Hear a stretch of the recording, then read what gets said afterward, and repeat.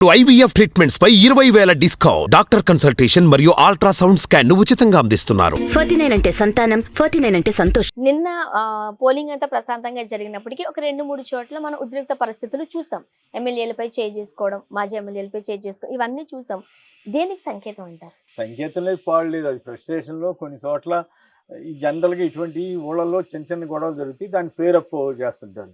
But నాకు వస్తున్న సమాచారం ఏమిటంటే పల్నాడులో కానీ కొన్ని చోట్ల పెద్ద ఇష్యూస్ నా దృష్టి రాలేదు. బట్ పల్నాడులో జరిగిన దాంట్లో పోలీస్ పాత్ర కూడా ఉందని అంటున్నారు. పోలీసులకి అధికార పార్టీ ఇన్ఫర్మేషన్ ఇచ్చినా కూడా వాళ్ళు సరిగా రియాక్ట్ కాలేదు అనేది ఒక అభిప్రాయం. దాంతో టీడీపీ వాళ్ళు కొన్ని చోట్ల విధ్వంసం ఎక్కువగా చేశారని, ఆ తర్వాత వీటి కూడా రిటాలియేషన్ కొన్ని చోట్ల జరిగి ఉండొచ్చు. నేనేమి వీళ్ళు పూర్తిగా అసలు ఏం చేసి ఉండకపోవచ్చు అని నేను అనట్లేదు, కానీ బట్ ఎక్కువ చోట్ల టీడీపీ వాళ్ళు చేశారని, దానికి పోలీసు మద్దతు ఉందని. దానికి కారణం ఏంటంటే ఎన్నికల సంఘం వీళ్ళ చేతిలో ఉండటం, బీజేపీ ఆధ్వర్యంలో కేంద్ర ప్రభుత్వం చేతిలో ఎన్నికల సంఘం ఉండడంతో ఎన్నికల సంఘం కూడా కూటమిలో ఒక భాగస్వామిగా మారిపోయిందా అన్న అనుమానం వచ్చింది.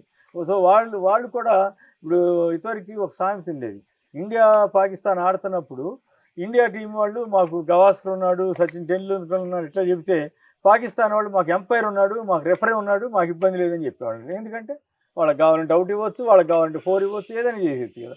సో ఆ రకంగా పోలీస్ వ్యవస్థని వాళ్ళు ఇష్టం వచ్చినట్టు ట్రాన్స్ఫర్ చేయించుకున్నారు, వాళ్ళు ఇష్టం వచ్చినట్టు కొత్త వాళ్ళని పెట్టుకున్నారు.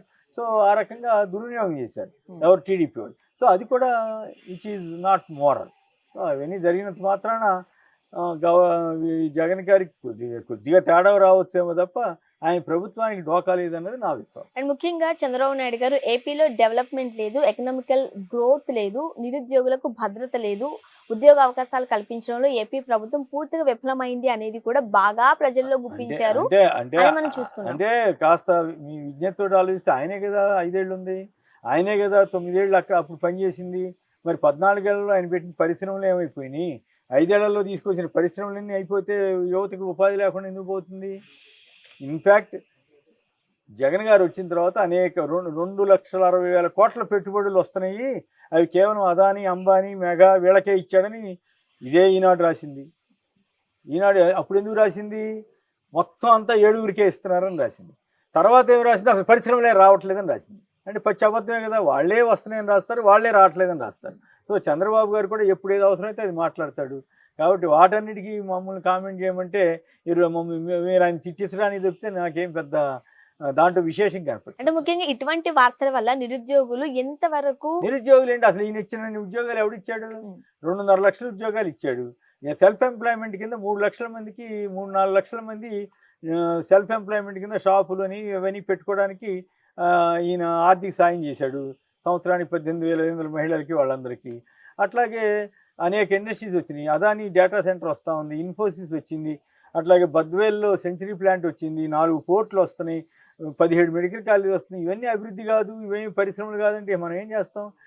అబద్ధాలు ప్రచారం చేసే వాళ్ళకి మనం ఏం చేస్తాం? ఇప్పుడు ల్యాండ్ టైటిలింగ్ యాక్ట్ ఎంత అబద్ధం ప్రచారం చేశాడు తెలుసు కదా. ప్రతి దాని మీద కేవలం అబద్ధాల మీద ఆధారపడి గెలవాలనుకున్నారు, కానీ బట్ అది అయ్యేటట్టుగా కనపడుతుంది. ఖచ్చితంగా నిరుద్యోగులు అయితే జగన్ గారు వెంటే ఉన్నారు అని నమ్ముతారు. నిరుద్యోగులు అని కాదు, ఇక్కడ పాయింట్ అంటే నిరుద్యోగులు అనేవాళ్ళు ఎప్పుడూ ఉంటారు. ఇప్పుడు అమెరికా చాలా అద్భుతమైన దేశం అంటారు కదా, అక్కడికి వెళ్ళి తీయండి 4% ఉద్యోగులు ఉన్నారు. మన దగ్గర ఆంధ్రప్రదేశ్లో కూడా 4-5% ఉన్నారనేది ఒక లెక్క చెబుతాను. ఇన్ఫ్యాక్ట్ పేదరికం గతంలో కంటే ఏపీలో తగ్గిందని కేంద్ర ప్రభుత్వ లెక్కలు చెబుతున్నాయి. కాకపోతే పాజిటివ్గా చేసే ప్రచారం తక్కువ ఉంటుంది కాబట్టి, ఎందుకంటే వాళ్ళకి గొంతు ఎక్కువ ఉంది కాబట్టి తెలుగుదేశం వాళ్ళకి దాన్ని ఎక్కువ ప్రచారం చేస్తారు. మీ బోటి వాళ్ళు అయ్యే ప్రశ్నలు చేసి మా తప్పులేదు.